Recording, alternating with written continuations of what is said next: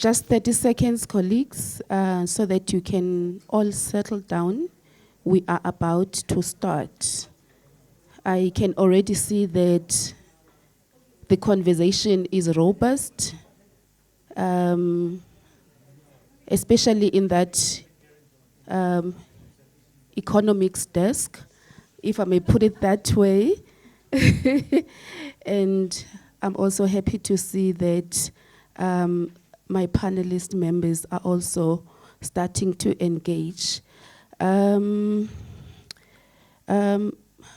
morning, commissioners, distinguished guests, colleagues, and most importantly, the three panelists on my right, who happen to be media experts. I choose to put them into that sector as media experts. Them being Miss Nadia Pulpia. I hope I'm pronouncing your surname correctly. Next to her is Mr. William Bett. I doubt very much if there's anyone in the room who would not know who William is. And next to William, and next to William is Dr. Sunette Lotte. My name is Philisiwe Kabela, the head of department for public education and information for the Commission for Gender Equality. I will be co-hosting this session with Kokezo Seku. Kogi, please stand up. My colleague, reason being that my CEO this morning actually delegated me to another engagement simultaneously as with this one. So at around 12 o'clock, I will have to just jot out quickly and attend to that. And Kogizo then will then continue with the work that we would need to do. I do want to indicate that, again, by the way of introduction, that we will be moderating the panel under the topic, gender and media, within the context of assessing the state of gender equality in the 30 years of democracy. That's the reason why we are all here for the past 2 days. But before I do that, colleagues, let me first start by, again, just introducing a little bit the panel members. I'll start, as I said earlier on, I'll start with Ms. Nadia. Just a second. I'm not going to read through their profiles, but I just felt that let me just go to just one liner so that we can really get to understand who are we going to be engaging with.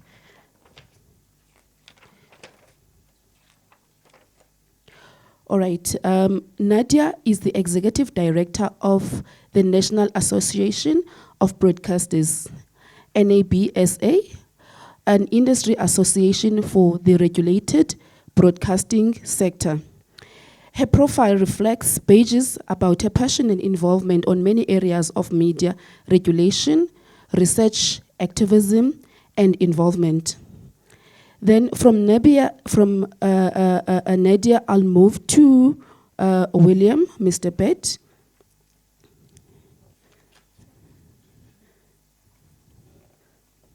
Just a second.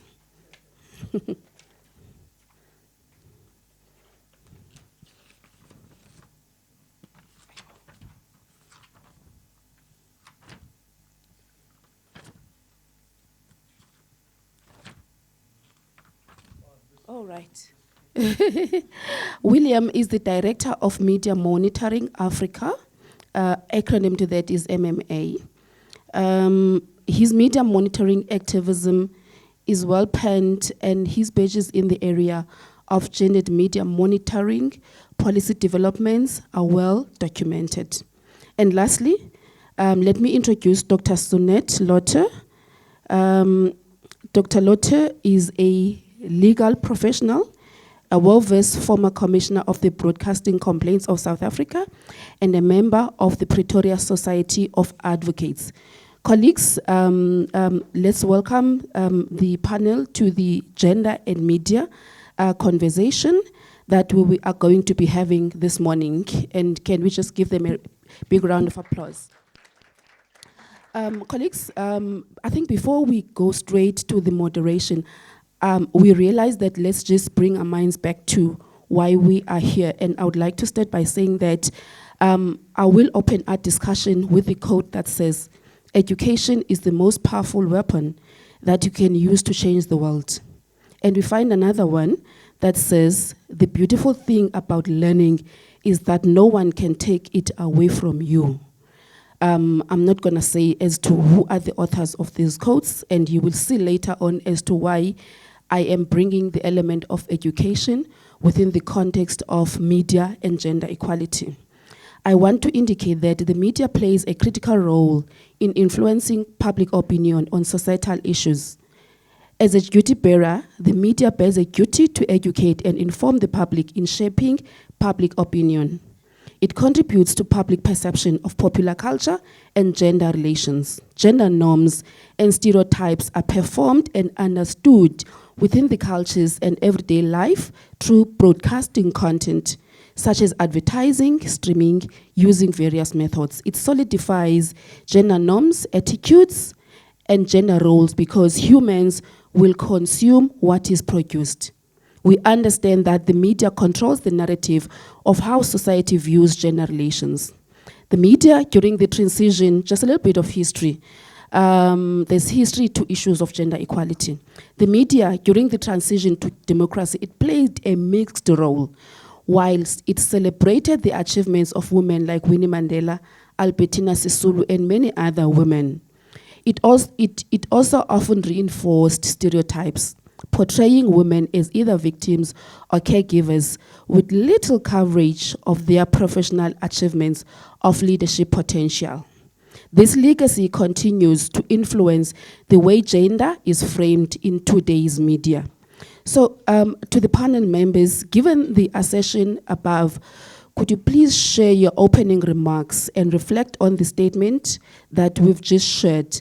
Are we seeing any freedom and balanced reporting on how issues of gender equality rights are reported and portrayed in various forms of media?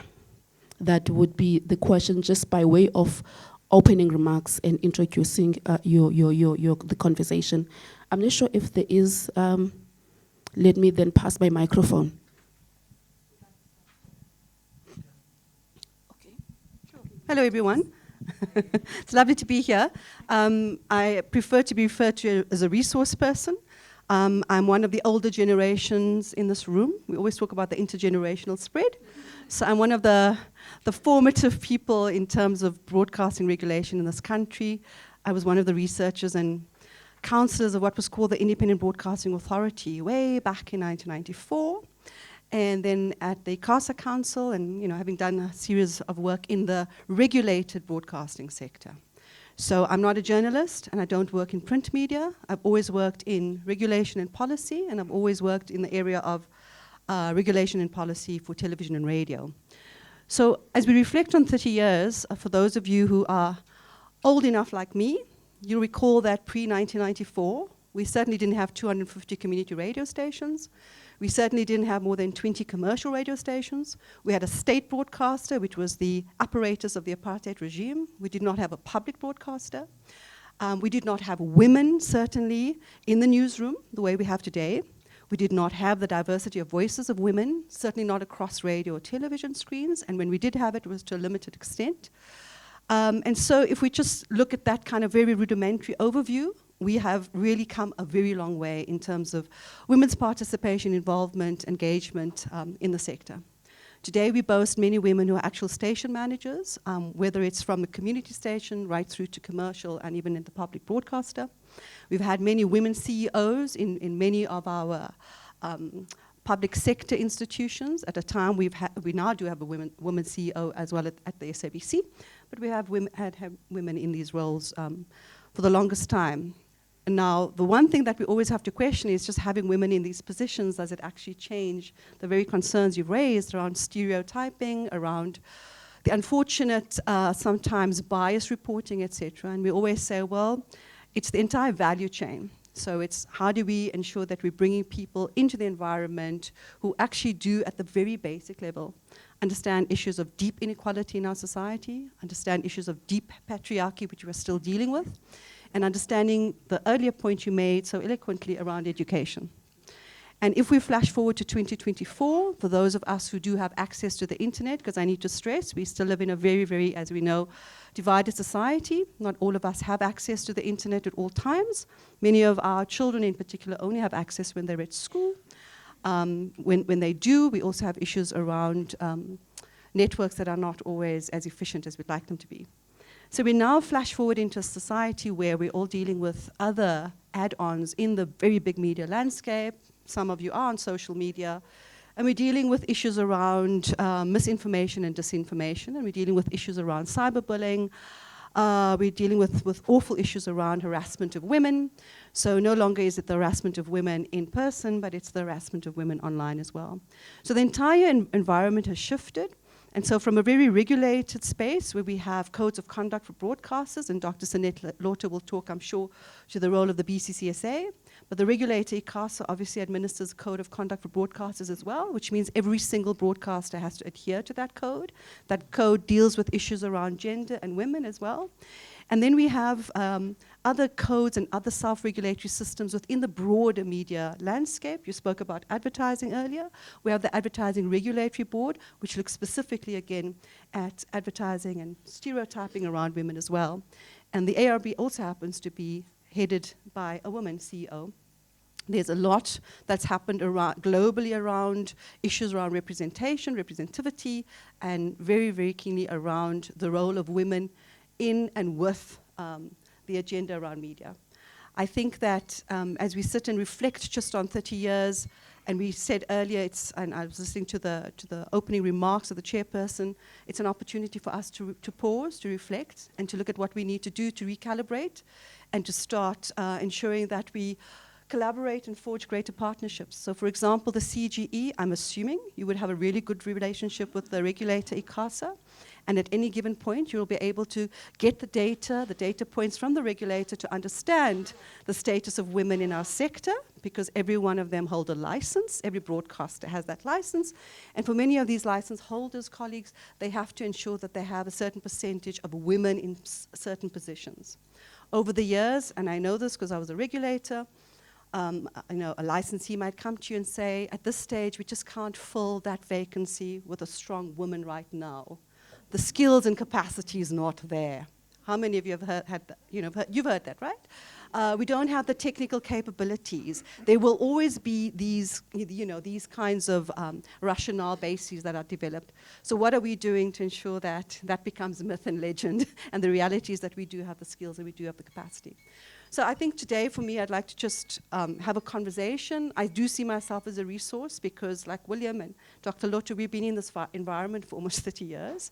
It is an opportunity for us to share our learnings and our experiences, and I think an opportunity now to actually start pushing people to do what's required, forge those relationships. We have a lot to do around media literacy. We have a lot to do around the agenda for women across all government, state-owned entities, with the civil society and with the corporate sector. I've got a lot to say, but I just thought I'll sketch those, and I just want you to ask you the one simple question before you came here today: which radio station did you listen to, if you listened to any of them? Which woman stood out for you? Who provoked a different way of seeing and thinking things? And I can tell you now, 30 years ago, that was not the case. And how many of you are just listening to music and streaming and downloading that? I'm hoping not 100%, because I'm hoping that in the mix of what we consume, we ensure that mix does have news, current affairs, information that takes us forward as a country. Most importantly, and so excitingly, is that all of this is foundational to the constitutional protection of our right and freedom to expression, and to our right to have an independent regulator that deals certainly with broadcasting media in this country. And we've got so much to celebrate in that regard. So please pull up your constitution again. We always have to just remind ourselves of how we got here. It was no accident. We had to have very progressive policies and regulations in place. This did not just happen. And we have to say this especially to our younger colleagues and friends, because William and I were saying, now when we meet people who are born in the 2000s, we kind of, okay, now we need to start educating again. Lovely to be here. Thank you. I hear Nadia, had appetite of giving us the problem statement, the solutions, the recommendations on that, and just wanted to take it all. And I'm going to be moving now to William. Thank you. Thank you and good morning. It's lovely to be with all of you, seeing old and new friends. And so many things seem to have changed and so many things seem to have stayed where they are. A friend of mine sent me a report that was done for the Free State government in 1996 where, surprise, surprise, they talk about inequality being faced by girl children particularly. So, show of hands, who thinks that our media do a great job in giving voice to women? Who thinks that they do a mediocre job in giving voice to women? Who thinks that they do a shocking job in giving voice to women? Okay, look, this is not America. It doesn't mean you have to actually vote, right?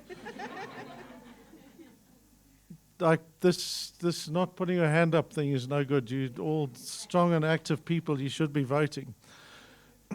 If we look at our media, so where we were 30 years ago and where we are now, as Nadia said, it's chalk and cheese, right? And yet, on so many levels, things are going backwards in very worrying ways. So in 1999, when we did our monitoring for the elections, we did it in 95, but I can't remember the figure. But I do remember 99. Women accounted for 9% of voice in news. In other words, out of 100 articles, you would have heard women speaking in 9 of them. That improved significantly as our democracy grew, largely thanks to the fact that our government had a very progressive approach to making sure that there were more women in government, right? So you started to see and hear more women's voices. So in about in 2000 and forget now, 4 elections, I think women were around 23-24% of media coverage, which is more than double. That's pretty significant and pretty amazing. These last elections, we went down to 18%. And when you look at the most sourced women in our media over that recent election period, you'll find that the most sourced woman was Helen Ziller. Right? That's shocking. What a bloody indictment that is of our politicians, of our politics, of where we are as a nation, that the most single, and by miles, right?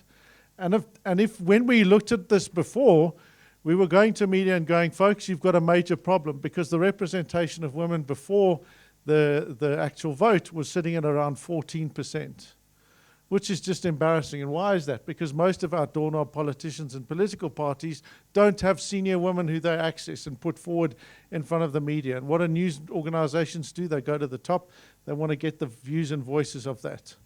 So when you see how women are portrayed and the voice that they're given in one of the most fundamental issues, they're just systematically marginalized still to this day, right?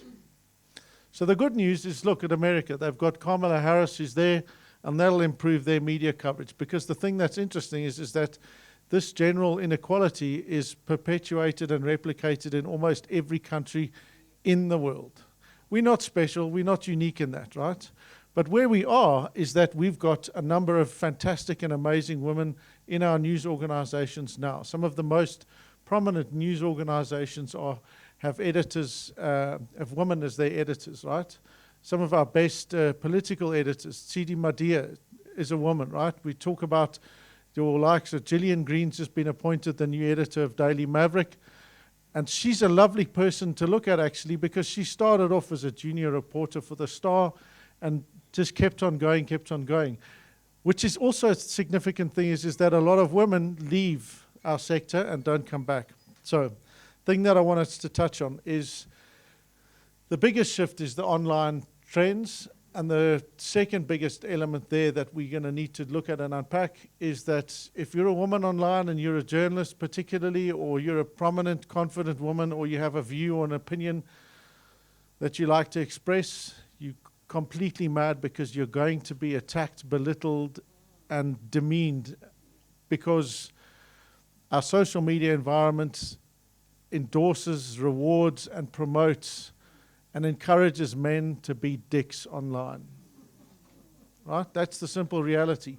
Elon Musk, the richest man in the world, what was his post in response to Taylor Swift's endorsement of Kamala Harris? Don't worry, Taylor, I'll give you a child and I'll look after your cats. Right? Just think about that. The richest man in the world, that's his response. Right? It's completely extraordinary that he would say that to someone who's, the single biggest celebrity in the world, if you look at how many social media posts, etc., that it's got, and it's a woman. Okay, well, thank you for the moment to speak about you. I'm sure all of you know about the BCCSA, because it's always on TV and on radio. There's always an advertisement. We're very in your face, so to speak. But I don't think people always know exactly what to expect from the Broadcasting Complaints Commission. And what we just on a lighter note, we had a complainant that wasn't very happy with the manner in which her complaint turned out. And then she went and she reported us to the police so that they could tell us to do our work. There's apparently a little thing that you can get, that you have to do what you have to do. But anyhow. And then the last thing that she did was she started, she's now litigating against us in person. And what she asks for in this case is that we must award her 100 million, the BCCSA, or a million. And then we must give a few hundred, so. And then the other thing she wanted was that we, the BCCSA, should tell the broadcaster that they should pay her 1 million. And then she wanted an apology for, I don't know how long, 10 times a day or something. So we can't do that, just to tell you. That's not what we do. But what I want to tell you, to explain how it works, I will do it quickly, is that when we receive a complaint, we look at the whether that's in terms of the code, and then we decide how to apply the code to that program. So the BCCSA is not a censor. There's no censorship. We're reactive, we're not proactive. We only react when we receive a complaint. And then we have the code of conduct, and the code of conduct is to ensure that broadcasters toe the line, so to speak. But not toe the line, that's the wrong word, because it's just a framework within which they have to operate. And what I want to explain to you, to link with your comment, Madam Chair, about the education and information and all that, two principles that we apply at the BCCSA, which I think is very important that people should know of, is first, that if you're concerned about news, it has to be, or comments and conversations. What we have is first, what you all know, is the audience advisories. So what we say is, we're not deciding for you what you have to decide. When I grew up, other people decided what I could see and what I don't want to see. And I will never, ever want to be there again. So, and freedom of expression is extremely important. So that's why we do it the way we do. So what we will do is with the advisories is, if you see the age, the content, and all that, then it's for you to decide, do I want to watch this? And then you can move on. If you see 18, sex, violence, language, everything, then and if it's not for you, then you move on. You don't watch it for a full hour and then complain about it. So that's what we also get. And then that's the first step of empowering the audience to decide for themselves. And the other thing that we do, the way we interpret the code is, when it comes to comment, then the code says, if it's a comment, in other words, if you have a discussion, a debate on radio, TV, whatever, then if there's a comment, the person who's making the comment must then either explain to you the facts, refer to the facts on which that opinion is based, or state them truly. And the interesting bit that people find difficult to understand is that these facts needn't be true. But why do we want that? We want that because then you as the viewer can decide how much weight does this comment carry. If we had a situation where a guy, he was a soccer player or something, and then all his references were on Google and that. And he made terrible statements. But because we knew what his background was, that he wasn't in health, and that wasn't his thing, you could see that he was talking nonsense. The same is when you see these, speaking of social media, that also illustrates the point. You know these guys in the bakkie that said, I've heard it from someone, blah, blah, blah, and they're coming for us. How much weight will you attach to that? The guy sitting by, why would he, if all people know that they're coming for us? So then you know. But then when you have in the professional news media on that, people who then you would have, you have your experts. This person is an expert in this, and then he would say, and even if you don't agree with what he says, at least you know what she or he says, what is there.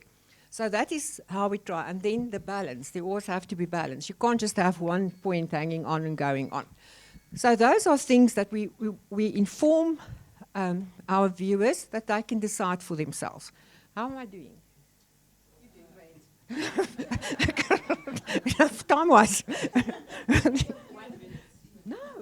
Okay. So what? Coming back to gender, I've asked our registrar of the statistics, because obviously we are violence and that is not allowed. And what we have in 2023, we had 11 complaints about gender-based violence, but that's mostly for soapies, you know, and those were not entertained, because normally it plays out in the context of the soapie. And then we had, in 23, we had a special, I remember I was one of the commissioners on a program where there 50 people were complaining, and then this year, Big Brother, it was, we had 229 complaints about one of the broadcasts. So as you can see, it's just selected parts that programs that we have a problem with, or that being complained of, and it's not always a complaint. And I've also asked the registrar, has it increased the past few years or decreased our complaints about gender-based violence? And she said no, it's basically fine. You know, it's not increasing, it's not decreasing. And I mean, for 23 and 24, we had these 3 complaints about, and it's actually, it's a lot of complainants, but it's 3 programs that they complain about. So my message is that the broadcasters are really towing the line in a sense, and they know that that it shouldn't happen like that. But we always, as I said, every complaint, when we get a complaint, it's my swan song. So, but hopefully you will ask me questions about other things when we get to it. Thanks. Thank you, colleagues, for that rich, I think, background that is giving us an overview over what is happening, I think, from a broadcasting regulation point of view, where the regulators are, and how are they looking into the issues of gender equality. William, you touched on the, I think, fluctuating stats and the show of voice on coverage of women's issues, the frame, etc. And Nadia, you were actually indulging us on the just status of women's participation, I think what we call gender mainstreaming, in terms of ownership and, you know what, as to who is in the key decision-making areas within the sector. I'm gonna be moving, colleagues, to the next question, because you've actually answered some of the things that we had actually sought to ask, and you could not help but to give us some recommendations in other areas in terms of what is it that we need to look at. As I'm about to duck out quickly because the call is on, I'm gonna just leave you with the next set of questions so that Ukoketso can continue on my side. And I was giving this background because it's leading to what I'm gonna be asking, to say that now, despite the lift on censorship, 30 years into democracy, we see a rise of new gendered violations through digital platforms. You spoke of that, Nadia. And this is happening despite the empowering legislation that's set to regulate the broadcasting standards. I'm just, triggering out to your mind, Doc. And obviously there's literature around the subject of violations, and it is heavily focused on heterosexual women and how they are affected disproportionately, especially on GBVF. The same literature and the media silently speaks about violations directed to queer persons and non-gender conforming persons. So I want to ask, particularly to the two colleagues who are in the regulation space, do you think these regulations are enough to abate these new manifestations? How can we collaborate with the media as a responsible and credible independent advocacy partner that should foster further social acceptance and justice for queer persons and gender non-conforming persons? I hope I've made it clear.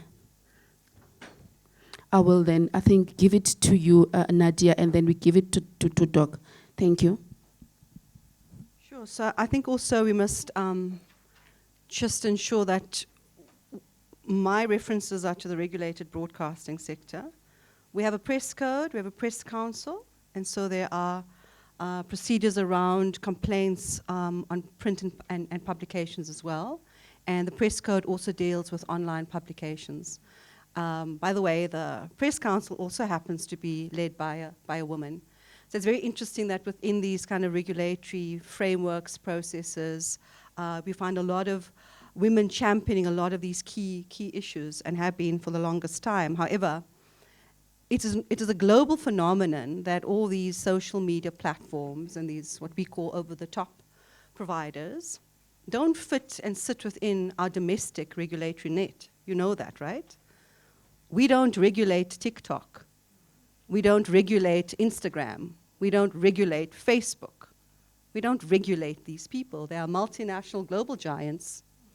They have what they call community standards, and William is actually best placed to talk about that because William's incredible organization created an entity called the Real 411 to deal specifically with misinformation and disinformation online. And that just in the run-up to the elections, these platforms actually signed an MOU with the IEC and William's organization as well around how best to curb and deal with these issues around mis and disinformation. So we are one country of how many in the world dealing with people who happen to live in America, who happen to be 4 white men, as I understand, who rule the world in information. And if that is not alarming enough to get our government to actually move forward, I don't know what is. And if that's not alarming enough to get the Department of Trade and Industry, Communications, Human Rights, Gender Equity, I mean, there are all number of entities and organizations. Equality, gender equality, sorry. If we are not actually, as government, taking a step forward and saying, this is our sovereign country, you want to engage here, these are the rules of operation and engagement. So when Brazil decides they're not going to have Elon Musk's ex-Twitter, whatever, cats and dogs people they are, then it's a decision that country has taken. When China decides that it's not going to have Facebook, Instagram, any of the Zuckerberg platforms and opportunities, it's a decision they've taken. The rest of the world, we have all contracted in, and we all know our data is being mined, and we all know that because we contract in, we've given them opportunity to use it. And because we're one of the countries that rates the worst in the world around cybersecurity, we have a lot to be worried about.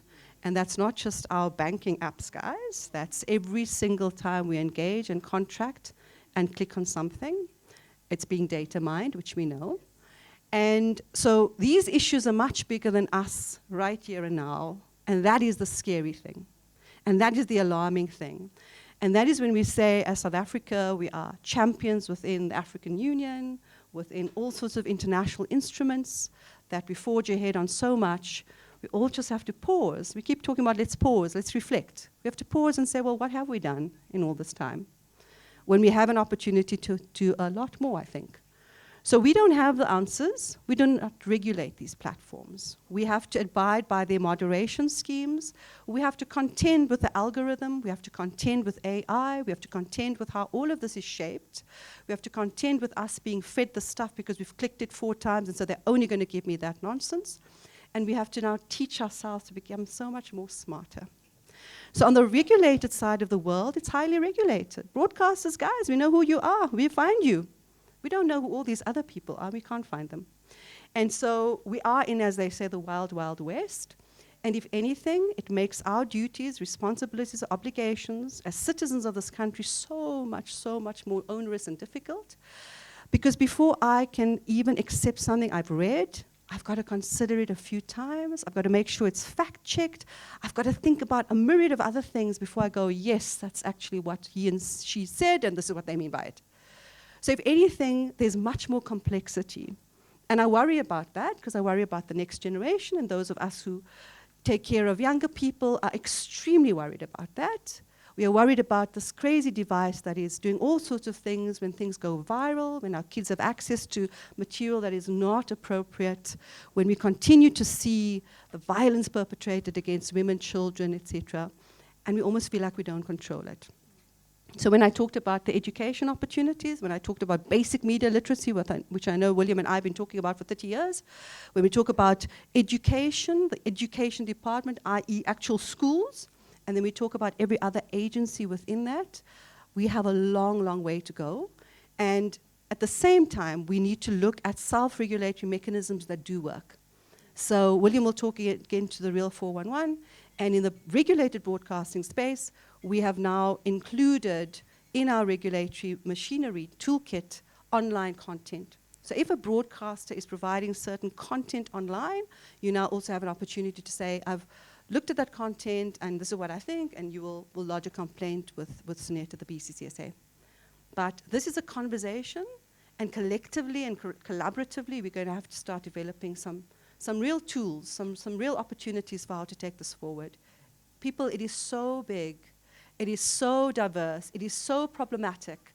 And we're not dealing with South Africa. We're dealing with multinationals, with deep pockets, with big lawyers who can sit in America at the FCC and Congress and literally tell that entire Senate to keep quiet. So this is what we're dealing with.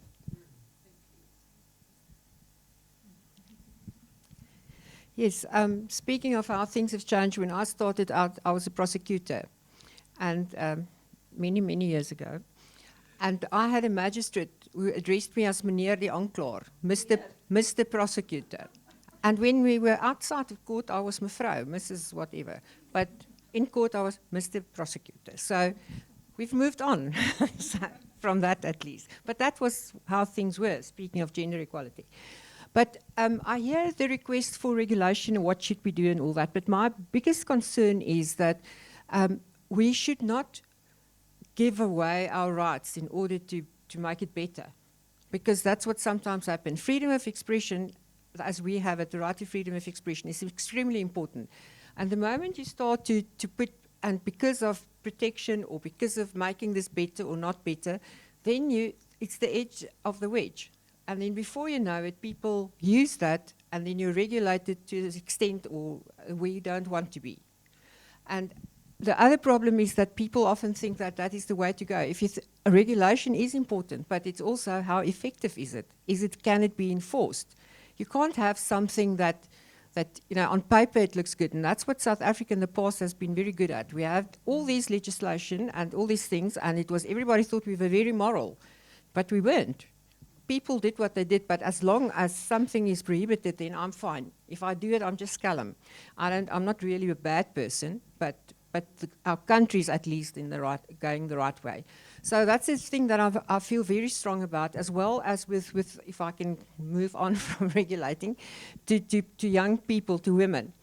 I'm now in the in law. I'm in law. I'm an advocate now, and I see the young. I'm practicing in practice now, and I see how difficult it is for young women to find their feet and to do what they have to do. And the problem is not necessarily that the opportunities are not there. They don't know how to use it. And I think what is very important is that women should not always look for someone to do to make pathway for them. If you have to take responsibility for your own freedom and your own rights, what you do, and not give away your personality. And the other thing is, not your freedom. And then the other thing is that you also, that I think that respect is a big part of. I find that there are no respect in little respect for many things lately, and I think that's what we should also with your sons. Speaking as a mother, you should also your sons should learn to respect women. Not men don't like equal and all that. They think the joke is always you're in the kitchen cooking or whatever. Not a joke for me anymore, but so that's the point that I want to make. Is we should teach our daughters that you have to take responsibility for your freedom and in exercising your rights, and your sons respect, because that is, in my mind, what it's all about. And then, as I say, and the other coming back to the Complaints Commission, I think why it works so well is because the complainant has to take a stand. You can't just sit and complain. If you're really worried about something and if you don't like it, then you have to make the first move and you have to complain. So if you're not happy with something, why don't you complain? And I think that's all with taking responsibility for your own life and for getting ahead. Yep. So, thank you. I mean, there are a couple of things that are very, because as Nadia's pointed out, things have become a lot more complicated. And it would be lovely if they were simple. The trouble is simplicity now is the tool of the populists and generally of the far right and the deepest dark forces. And what you'll notice about the far right is that together with their populism, they usually tend to be misogynist doorknobs, right? Those things travel together. This idea, women have too many rights. The problem we have in South Africa is that women have got too many rights now, whereas before, and this is the thing, right? And there's some legitimacy about men feeling disempowered and understanding what their role is in a society where they no longer rule through force, right? Most of our men don't seem to have learned that lesson because clearly we have too much gender-based violence. Quick thing, my lovely colleague Lister, just put up your hand, is here. She headed up our elections project. And she's got loads of fascinating stuff. If you want to get a sense of gender issues around elections, she can talk to you for ages, give you lots of lovely information.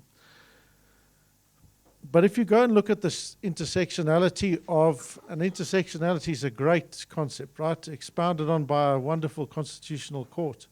If you look at that and you look at how inequality works in that way, these things are complex, they're nuanced, and yet what social media seeks to do on many levels is undermine that, give us the world in 30 seconds in a video or in a post of whatever platform it is. One of the things that make broadcasters and the regulators and complaints mechanisms like the BCCSA and Press Council so incredibly useful is that they continue along that line of due process, of transparency, and of accountability. In other words, they are the very living, breathing enactment of constitutional values and a human rights-based approach to dealing with things. These things are fundamental. It speaks to the media and news, credible, accurate information as a public good, which is often the complete reverse of the populists. I was watching an interview with an incredible British woman journalist whose name has just popped out of my head. And she's talking about populism as being this thing that doesn't have an ideology. Its sole purpose is to gain and retain power. Gain and retain power. So they will do and say whatever they need to. Now, the thing that's so fascinating in relation to these things and politicians is the way that they now create themselves as victims, right? And what a surprise that most of these scumbags are men who want to create themselves as victims. If you watch the interviews that Donald Trump has done, I mean, just because he's the most obvious crass scumbag that there is, and you can find him everywhere, is when you watch him being interviewed by a woman, one of the first things he seeks to do is to belittle, demean, and denounce. Why? Because he's trying to gain and retain power. And he wants to create himself as the victim. So you've got the misogynist idiot demeaning the person who's interviewing him because she's daring to ask a question. It's an overt expression of how you want to use and exercise power. If you were to do that kind of thing in a regulated media environment, there's systems to deal with that. Why? Because you go to the BCCSA if you see things that are wrong with it. When it happens on social media, it's a lot more difficult. Nadia very kindly has mentioned Real 411, which is there to help deal with some of these things, including incitement and harassment and hate speech. Because, again, online harms this whole mucky, despicable world of online entities. And yet there's a lot online that is amazing, right? You can find the most incredible, powerful people online. That's my time. I'm going to hurry up now. But I think the thing that we need to think about in relation to combating these is that populism isn't just something that travels alongside misogyny. Together with it is this rising anti-rights discourse and agenda that's being fueled by a number of different powerful forces and entities. And it's tempting to buy into that on some level, right? And often these things are dressed up as the democracy is a colonial project, rights are a colonial project imposed by the West. Right? I mean, people believe that it's just horseshit because they don't understand history and haven't actually looked to see where these things come from, because on so many levels they're properly African concepts and understanding of how our world needs to act and interact around equality, around dignity, around respect. These are the things that we need to look at to build. And that means we have to reinforce systems that promote transparency, promote accountability, and see that gender equality is a fundamental component of those same concepts. More to say, but I can't. The timekeeper is there. But also as a white man, I've got too much to say already. They're going to give you 7 more minutes, like they did. Interesting revelations or findings, if I may say, William and Doc. I think you are taking us to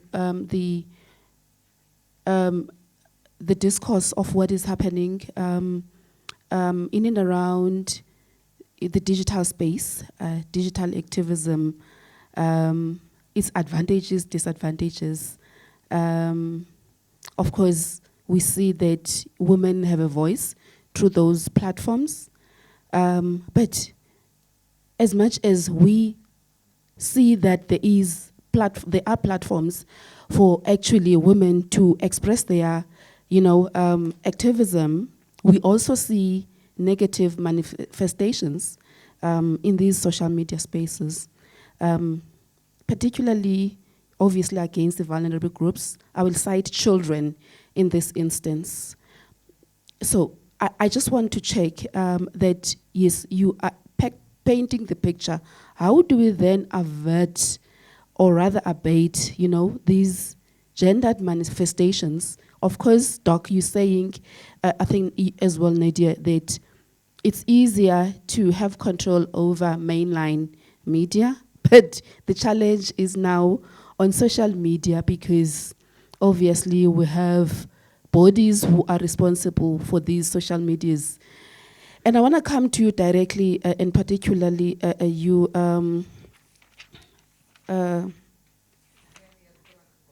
sorry, William. Yes, William. How can we influence, a public opinion about these, social norms that are happening there? What is it that we need to do? We acknowledge we have social media platforms. You see this live as it happens, I would imagine. You see it daily. What do you think needs to be done so that when we come out of this conference, we know as the Commission exactly how to reshape our programming, because we see these manifestations, they are happening. Of course, there is a control, but there is no control. What is it that you think we need to do so that we can actually control these attitudes? Thank you. I think I won't just limit this to William, but to also you colleagues as well. Thank you.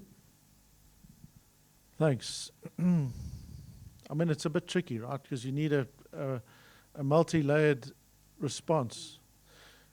So part of it, you need credible news organizations and entities to give consistent coverage and attention to these issues. We need strong Chapter 9 bodies. The CGE, I'm so thrilled that this conference is happening, because for years now, the CGE has been seemingly quite quiet. At a time when levels of gender-based violence, gender inequality have been spiraling out of control.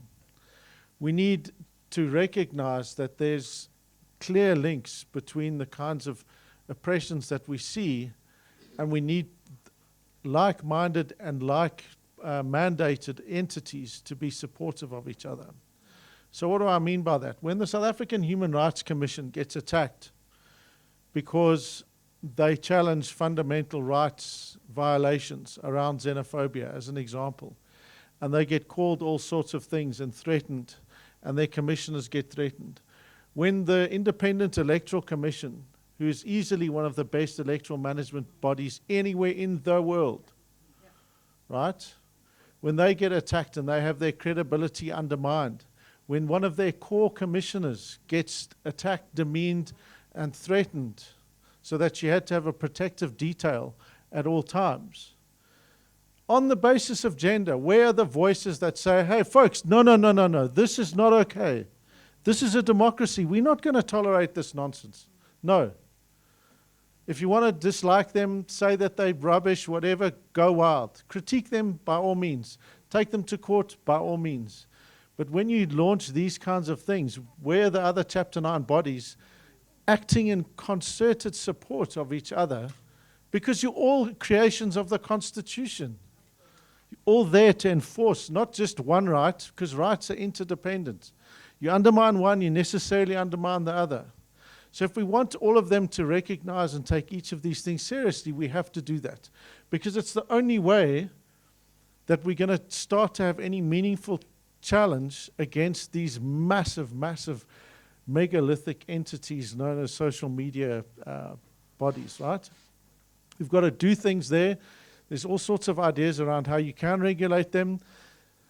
One of the things we're doing is we're collecting attacks on journalists and human rights defenders. Over a 4-week period in run-up to elections, we had over 1,000 attacks against a small group of 12 journalists, over 1,000, where they just attack, demean, attack rubbish, threaten journalists. And the response to that from even our news organization, crickets.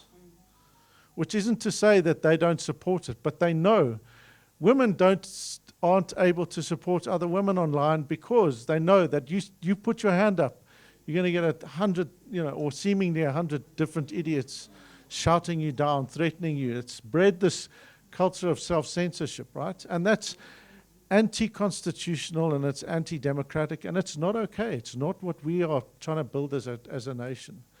We need men, obviously, in part of that. I mean, they're the big problem here. We know this.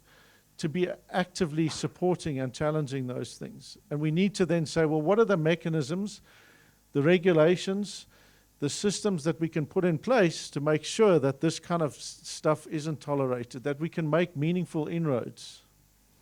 The good news is that in many of these social media entities, there are a lot of, they're massive, right? Because there's so many thousands and thousands of people that work there, there's some really incredibly good, strong, progressive people within those entities that are trying to challenge some of these things. A bit like the apartheid minister who said, no, I was trying to change things from within, right? Remember them?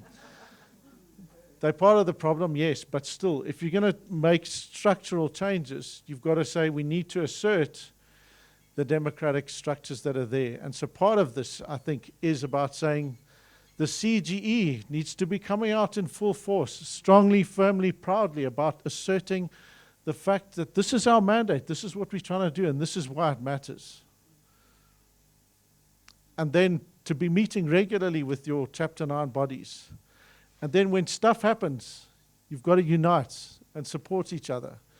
Bring your NGOs that support these issues, bring them together, encourage them to come out and make their voices heard. Because if we are all silent when the others get attacked, when we then get attacked, no one speaks up for us.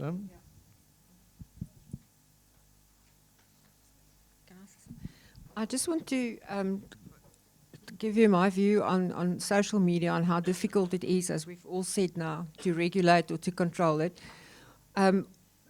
I had a student who did a doctorate on that, and what the conclusion was that there are crimes. You know, you've got defamation and stuff like that, but that's not a cheap option. That's not an option that you can do, or like, you know, the Complaints Commission or the Press Council or things like that. So we are basically on criminal law and you know, the law of delict to do that. And then what as far as the other part of social media, at one stage they said that on Facebook, or whatever is it now, it's Zuckerberg, they decided to put some algorithms into to monitor what was being said. And I nearly collapsed when I heard that, because what would be wrong for him and what would be wrong for, you know, he can, if by doing that, if these people, if they control or they say this isn't allowed or this isn't right on social media, they also, you know, starting a narrative. We know with the you know, I speak about broadcasting now, but in broadcasting in a regulatory situation in South Africa, we know what the codes are, we know what the principles are, we know what we're enforcing. But if someone who just is a very, very good businessman, if he decides what should be in and what should be out, that would be very concerning to me. I think so. It remains a problem. Social media is a huge problem, and I think, once again, I'm back to parents should also take more control of their kids and see what they're doing. That is also, I think, very important, that you monitor. My sister-in-law gave my nephew he was very young when he got a smartphone. And I said, so what are you doing about his internet access? Oh, yeah, but no. I said, no, it's so serious. You know, you have to look at the games you buy your kids. There's also age restrictions on. So social media we should also protect our kids. When my kids grew up, I said to them, and this is not the best sentence when you hear it cold, but when I said to them, never go in writing. You can always deny what you said, but once you've written it, it's there forever. So, and that is social media.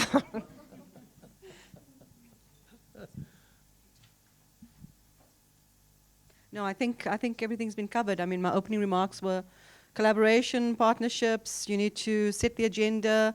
The CGE has a phenomenal role to play. I think Williams also underscored how we have not seen enough of that collaboration and alignment across various Chapter 9 institutions.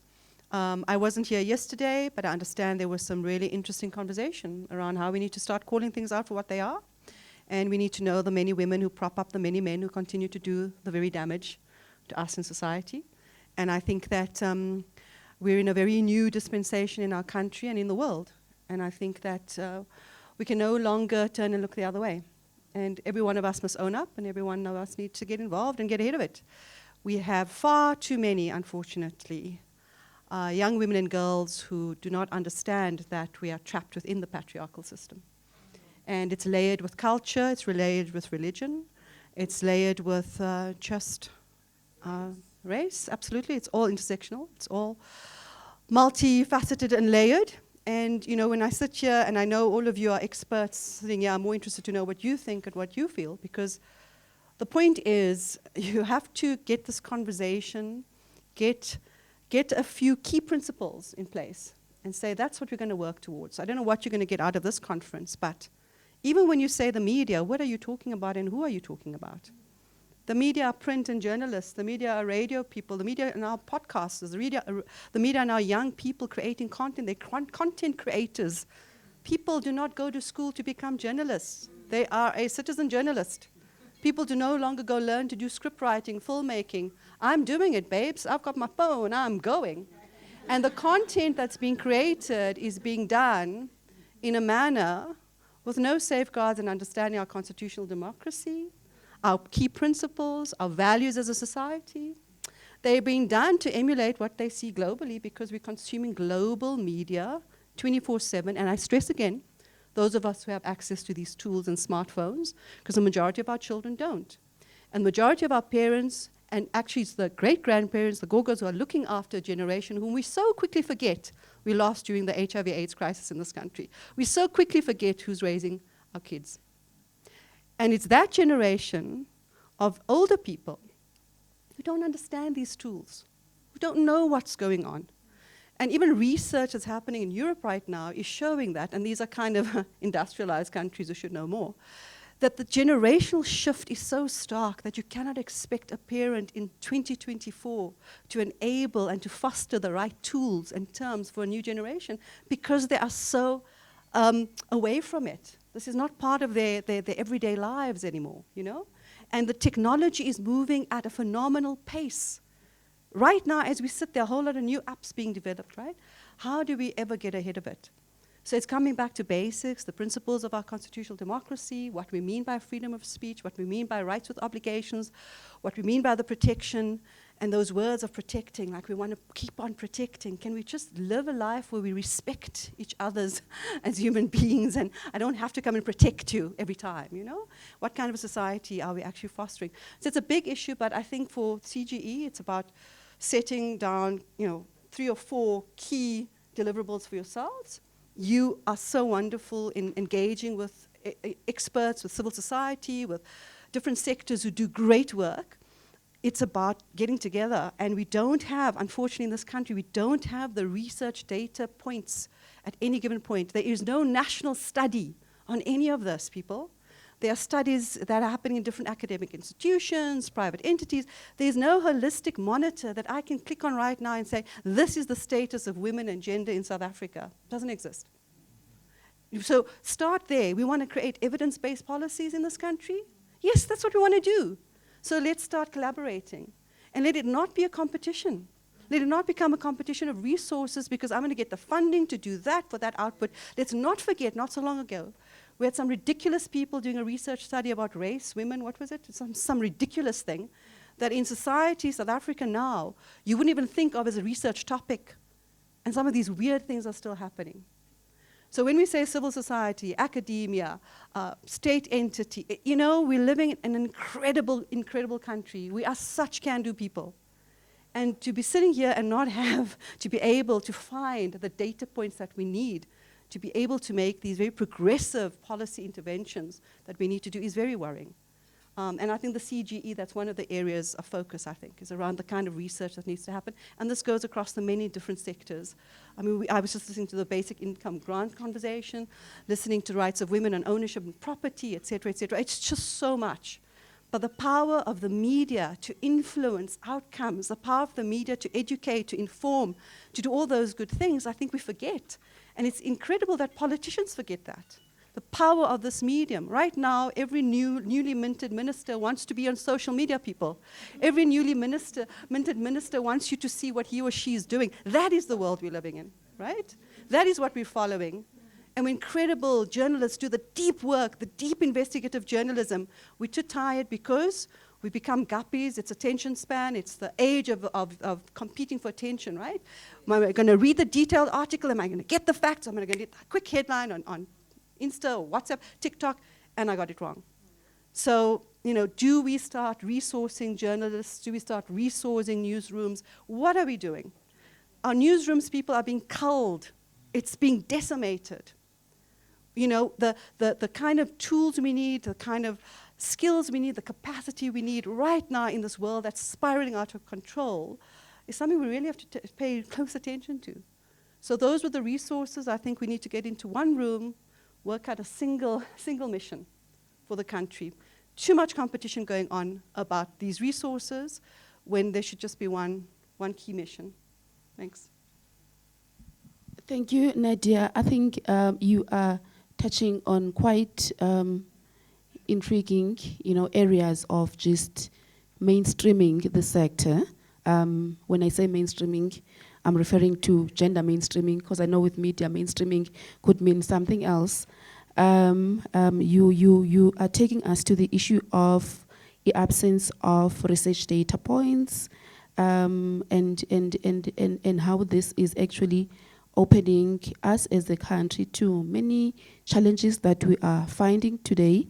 You are saying, who are these content producers?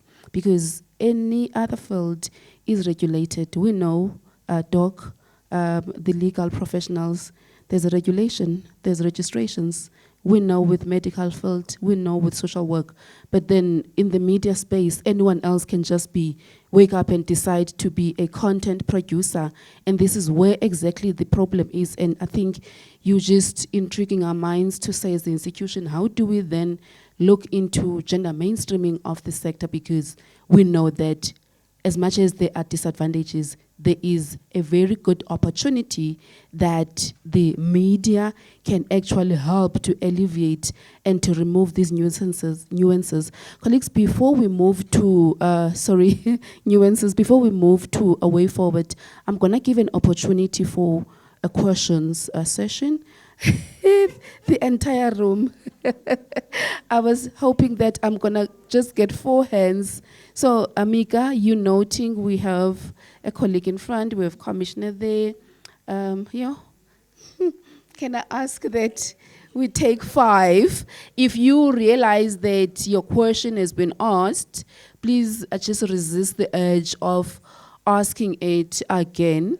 So I'm gonna open an opportunity for that. Colleagues, I know Bana, obviously this is almost the last, what you call lap of the commission, but I'm just tempted to really do this, give, an opportunity for that question session. Thank you, Mika.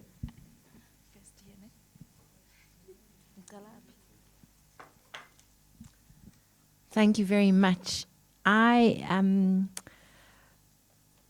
very concerned, following on what the Williams' very clear message about the anti-rights, the far right's control of social media and how it's been imported into South Africa. And we had a little bit of a discussion about this yesterday around, and this is directly related to gender equality, how what is called gender ideology is being addressed and undermined and misunderstood, and the misinformation, how it's undermining comprehensive sexuality education to, transphobia, homophobia.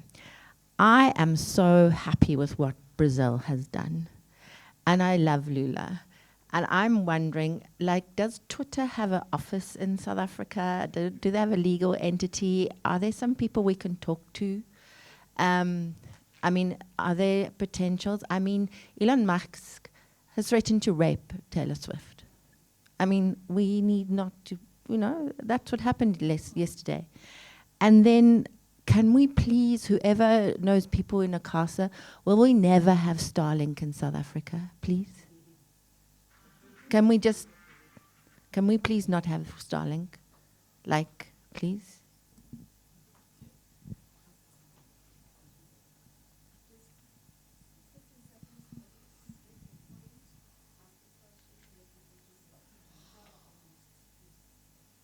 Thank you for the highly profound and fundamental presentations we got here. Something that triggered my mind as you were talking about, William, the coordination and cooperation and support between the Chapter 9s and the Chapter 10. Something triggered my mind to say the resourcing of them. You look at how the Commission for Gender Equality from the onset was so poorly resourced. And you look at how the commissioners from the different constitutional democracy institutions are even, funded in terms of their packages and salaries. You see how bad things are. And I'm sorry, they haven't changed much. And we need to also try and have a resolution that is very stern and strong about how this resourcing can be accelerated. And then this thing about cybercrime. A woman has been killed just last week because of a man who dated her on the media, and they thought she's got money, only to realize when they check all her things that she doesn't have the money that they thought she has. They killed her. Fortunately, that foreign national has been arrested as we speak. Thank you very much for your.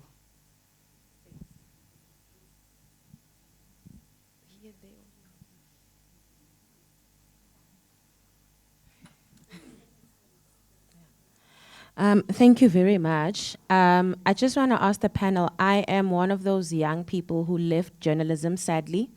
And it's because of, I'm going to mention a few things that I think William also alluded to. Number one, I covered the State Capture Commission, and I got really horrible threats by Jacob Zuma's supporters. And I'm a mother, I'm a sister, I'm a partner. My mental health broke down. Number two, the newsrooms are cutting down.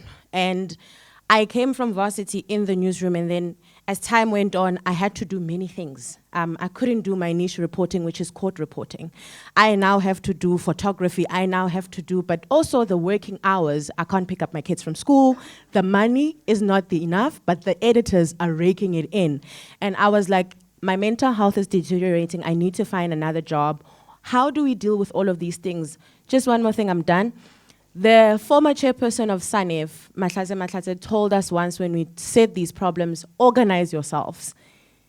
Is our journalists also supposed to organize themselves, and how is that going to be successful, because we know the threats that they receive? Thank you. Thank you so much to the panelists for your contributions today. It's very insightful. I just have two broad points. The first is, I think what we're really struggling with is a cultural invasion, and not just from the right, but even from the left of America in particular. We are trying by all means to mimic the fantasy that we thought America was, and we've come to realize that it's actually not as great as people once thought it was. If you look at, for instance, our music that we are producing, the videos, they are violent, they are disgusting, they're gross. And quite frankly, it is the responsibility of those regulators to make sure that we don't listen to that music and we don't see those visuals. We've got music that is very, very violent in terms of talking about sexually explicit things that men will do at their private parts to women's bodies. And it's time really that we intervene in that. Even some of the more popular songs that we've all kind of hailed because they've won awards abroad are talking about sex, and we're playing that music in broad daylight on our radio shows. So I think we really need to intervene in so far as that is concerned. But as a country, we need to also be decisive on what our values are. Who are we beyond just saying that we're a democratic dispensation? And let's be decisive in maintaining our values throughout everything that we do. The final thing that I want to say is really maybe a suggestion that you can comment on as panelists. To say, Australia recently has banned one of the biggest social media platforms. I think they banned TikTok altogether. And I think that's the stand that as a country we need to make. Either we regulate by saying, in fact, not banned, they said that no one under the age of 18 can use any of the social media platforms. And so that's one of the things that we need to do in order to control things like human trafficking and control some of the images that children are exposed to. The other thing perhaps to consider is the creation of digital IDs. I've never been able to understand that if we are people in the real world and people online, why do we have IDs in IRL but don't have IDs online so we can all be identified and reduce the anonymity that enables human trafficking, disrespect online, and the violation of human rights? The final really, and this is something that I think the institution should push on its own, is the impact on social media and algorithms on boys and girls. what are the images that boys and girls are seeing? There was a content creator who confessed that boys are being constantly shown violent images, misogynistic images, misogynistic content. And so then it's not surprising that the generation that we're grooming, even though it's a more liberal society, has become more violent and more misogynistic than ever. And perhaps that is a study that we need to undertake. And when we have an outcome from that study, then begin to implement the things such as the digital IDs and the legislative and policy-related interventions. Thanks.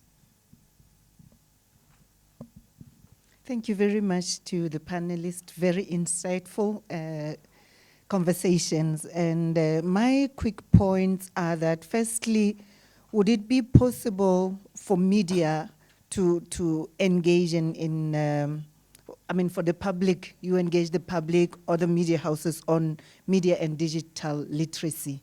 I think that is very important.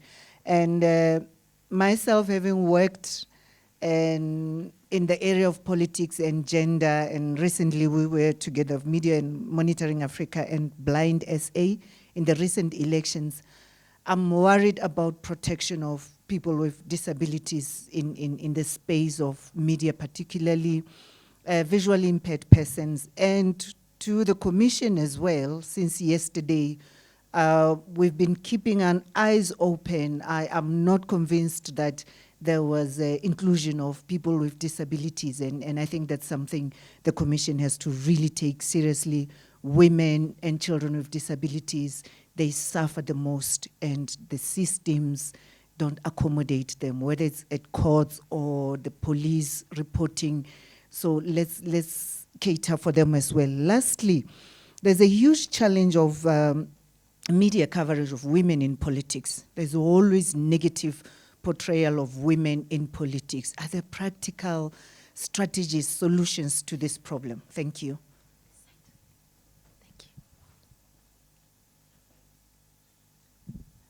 Thank you very much, and thanks for your interesting inputs.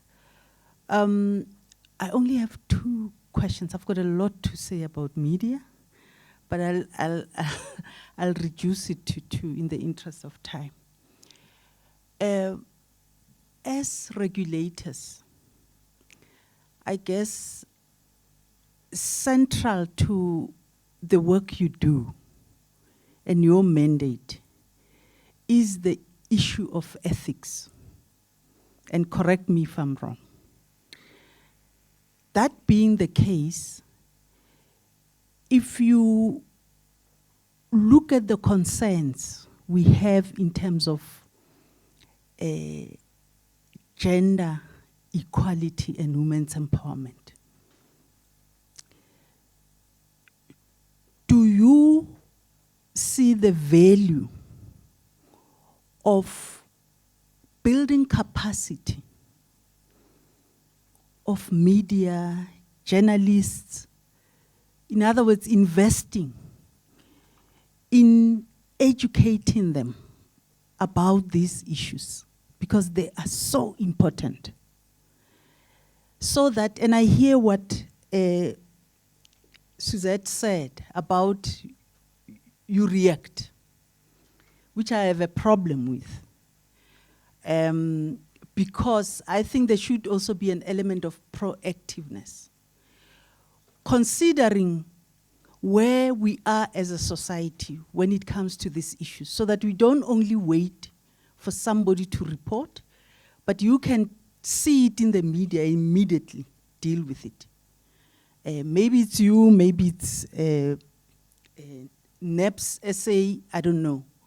So I'm just saying, are you investing in actually educating so that we can avoid some of these things and just deal with them immediately when we see them portrayed in the media? The second one has to do with research. And maybe I've got 2 questions about research, but maybe I'll abandon the other one. But to say, share with us in terms of the quality of content that you are consuming. and here I'm not even looking at social media, because there's a lot of points that have been made about social media. I don't want to belabor the point, but I'm interested to hear what your views are about the quality of journalism and the content that we are consuming as citizens in the media, especially with regard to this particular subject, because I'm very concerned about the R&D. Whether journalists, before they call any one of us to talk to us, they've done their homework so that they can ask the right questions to educate South Africans correctly about what is going on. I find that there's a media hype to hit the headlines that are sensational, that create confusion in society.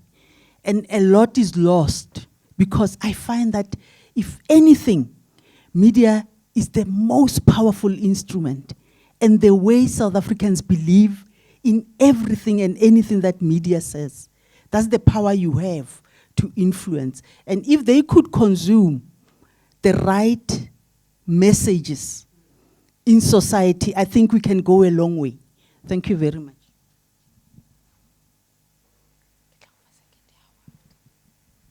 I think we're running out of time. So the first actually builds on the previous question, and I think my question is, whose voices, who's an expert, what are the right messages? And I think we need to reflect on that. And I was just put back to when I started doing media interviews, and I remember it was post-budget, and the media companies basically lined up all the white men, and I was sort of left there on the side. And afterwards it was like, oh, we need a civil society voice. Oh, here's this girl here, like, let's just ask her a few questions. And the questions were so bad. They asked business all the great questions that I wanted to answer, and they asked me all the, by the way, human rights questions. And I was like, but I'm an economist and I know these answers too, right? So I think, to me, just reflecting, I know you guys do your job in regulating the space, but again, when the people are asking us questions, whose voice matters, who's an expert, and I think we need more principles around that who gets the voice. And I also worry about who's the expert, in a sense that a lot of us work in institutions where we've got the expertise, but we can't publicly comment. And I think as a society, we need to reflect on this, right? Because the people who are sitting with the research or whatever, you happen to work at X institution and you can't share that expertise, which then I think it's the flip side of the coin of social media, where social media, it's like everybody can say whatever they want. Whereas I think the experts are gagged in our society, and I think that weakens some of that media expertise knowledge that we get.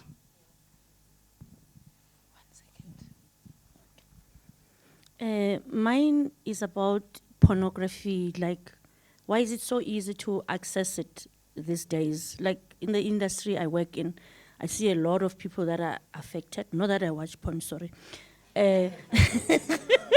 But you just go there to the site and you click, yes, I'm 18. Even a 6-year-old can do that, and it's not regulated.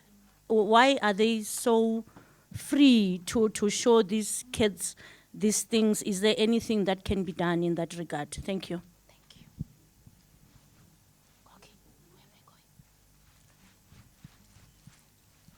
I going? Hi, thank you. I've been patient, but it's okay. I think I'm a bit invisible here. But thank you very much, and thank you to the panelists. Some of the issues I wanted to raise have partly been covered, but just to give my take. I think it's good, and I think Nadia Bulbulia has indicated some transformation in the media in terms of representativity. And that is always positive. But like we heard yesterday, that does not always translate into progressive practices around gender equality and what, and I thought the session yesterday said, in fact, those women often just become role players in the system of patriarchy in the media. It doesn't mean that they can't make a difference, but just so that we don't assume, and I don't think anyone is assuming that. But I think the point that one would like to discuss, and I know there's no time, the research on women's voice, critical Auntie Helen, she can say racist things and she still gets covered in a positive way in the media. You know, and we've seen that. But how do we, and you know, the previous speaker, the economist, did raise this issue of experts. And we have seen some, you know, it's like everybody's a political analyst these days. And you know, maybe that's good. And you do sometimes see young black women, which is great, you know, but then they disappear. So I don't know if they did something wrong or, you know, that they don't get invited back. But, you know, so how do we increase the visibility of women in the media? You know, and I'd be interested to hear, I know William Byrd probably won't have time, but if we're looking at that voice, is it positive, neutral, negative? Now, a lot of the time, when you do see women, it's negative, like has been said. You know, somebody mentioned Winnie Mandela. Winnie Mandela was vilified by the media. Yes. Nothing she did that was positive was ever covered, but where she maybe had missteps was covered very extensively. I'm just using her as a typical example. And today we forget about it and we say she's the mother of the nation. You know, which I personally have a huge respect for her and what she did. But I'm just using that as an example. So even the most a woman who's very powerful, courageous, etc., is vilified. And then, you know, so how do we increase women's voice? And then how do we protect the women journalists who get attacked? You know, the colleague here, you're an example, but we've seen Thandeka, Qubule, you know, and now we just forget about it. What happened to the people who did that to her? Where are the consequences? You know, even Ferial, Hafaji, and many others, we still see Karen Morton, I think that's you know, is being being taken to court. How do we protect those women? And then finally, public interest. The public broadcaster, it's called the public broadcaster, it's not a government broadcaster, a public broadcaster. Where are we seeing programming that promotes public interest? For example, on gender-based violence and femicide. That should be included, those messages should be included in all these thousands of soapies that exist. I don't have much time to watch them, but you know, I know that that's and in other ways, you know, so these are just some of the issues. Thank you very much. Thank you. I'll be very brief. I'll just connect to what you've said. The onslaught that has been going on in our country against women journalists and whatever, waged by the media and media personnel, is actually not being put in its correct context. Why I say so is because the Kada Asmal report, thank God it is in the dustbin, came from that culture where, because the Commission for Gender Equality at that time could not be sufficiently lobbied to take one or the other position, there was an outcry, let the Gender Commission be closed. And guess what? Women were in the forefront of saying it is useless, it is this, it is that. And it's disconcerting to see that to this day, the Gender Commission is still being treated as, you could do better. Yes, it is true. But where we do better, everybody's quiet. For the last 18 months, you have never had any bad publicity around the Gender Commission. If anything, there has been a drive by the Commission itself to project and present itself differently as a mouthpiece towards gender equality. That becomes a news item. But, you know, moving away from there, I just want to say, let's look at that negativity as having come from a long way, 2004, 2005, when violence against women was actually actively institutionalized and women were in the forefront. And today, when we talk about Thandi Qubule and all of them, and you, our comrade here, it has got nothing to do with individual instances. It is that concerted effort that came, we've got a common denominator. How is it that we do not amplify that? How is it that we are not saying, this is the common denominator ever since? You toe my line or I vilify. When the public protector's size of nose was actually being talked about, it was the same thing. It's worrying. And we keep making them into individual. Whether we like it or not, she did some sterling work in this country that no one would ever dare to have done. But guess what happened? People went on Twitter and all what we could speak about was her size of the nose. And I want to finish off by saying, those of you who keep saying, Gender Commission, where are you? You must know that you're singing from the same hymn book of those people in 2005. When they failed to lobby the Gender Commission, actually said, we do not need it. So it's worry. But lastly, I just wanted to say, it's also disturbing for regulatory bodies to actually say, you know what, if you don't want to watch something, switch to the next channel. Why I'm saying so is because it's us in this room who can look at TikTok and everything else. Our mothers, uncles, aunties, and whatever in some areas, all what they have is radio and TV. So when they watch a program where somebody, a woman keeps being called a name, Guti, don't come here, it's a program called Utatako, don't come here and tell me that this is my son. You were a bitch in the neighborhood. Then I worry about that, because this person does not even have a meal that day, but they are expected that they must go and complain. But again, when we have got a recognition of Customary Marriages Act, and we've got a show whose popularity is about this woman who will be minding their own business in their own home, and there's cameras coming in with somebody saying, "Umamncane ke lo," and we say, "I."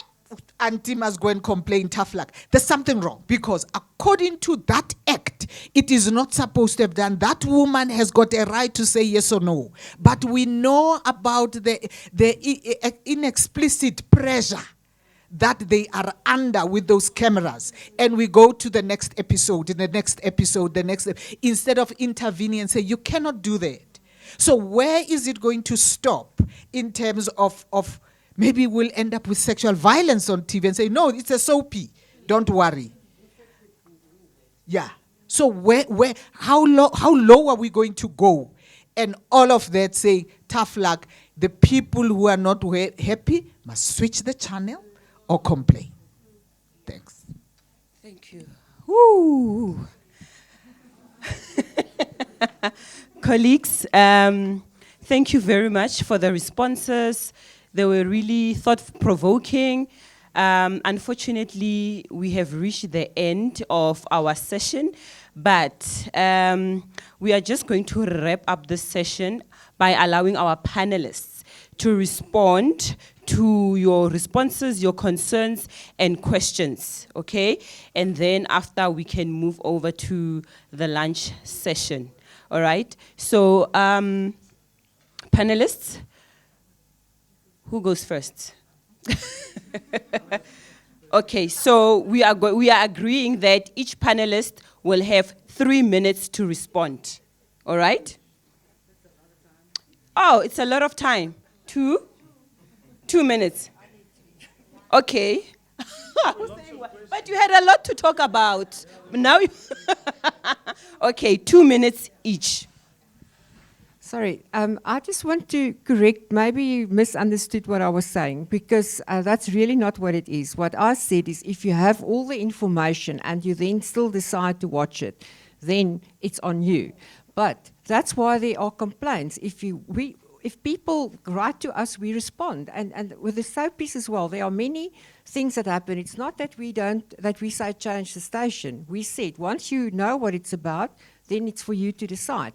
But then there are other things as well. If it's shown in the watershed, if kids are in the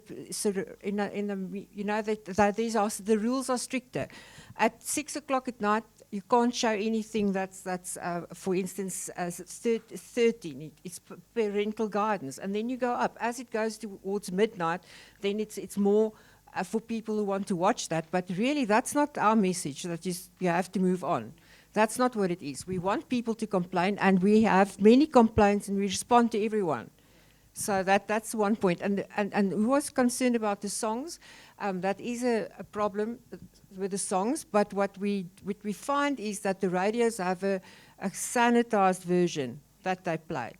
So if there is a complaint, then we look at it. I once had to read through who would be that bee girl that sings. It was a terrible song, and and it was sanitized on the radio. But then someone sent me the lyrics, and I was very shocked. And anyhow, but that is what I'm trying to say. We do have, and especially with children. Then we are there are very strict rules about the protection of children when they are in the media. Is it about 2 minutes over? Yes, okay. But anyhow, please try the BCCs. We really deliver a good service. All right, thank you, Doc. Colleagues, I don't know how to put this, but I know that we needed to give William and Nadia an opportunity to conclude. However, it seems as if there is a change of program. We were expecting to have a minister coming in person for the closing remarks, but then I think there was a change of plans on his side. As a result, we are asked to reconvene back in the next 2 minutes, literally 2 minutes, because at 1 o'clock she is queued to start in, and we would really like to give honor to that, colleagues. Let me thank you for being an interactive audience, and thank you, my panelists, and would want to say that questions that were asked that we could not respond to, we will still actually put together a report of this conference, and we will then be able to respond to such questions. Thank you very much, colleagues. Thank you. I'm sorry.